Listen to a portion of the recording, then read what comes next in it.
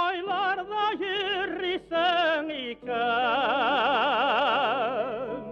Altılım keleş izleyirken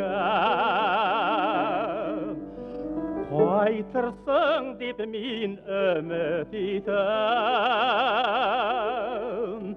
Min seni hamam kütem Фахри Насреддинов в 10-летнем возрасте остался сиротой.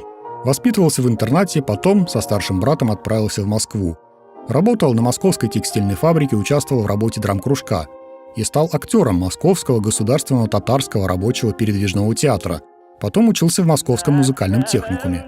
В 1934 году поступает в Татарскую государственную оперную студию при Московской консерватории. С 1939 по 1983 годы солист Татарского государственного театра оперы и балета имени Мусы Джалиля.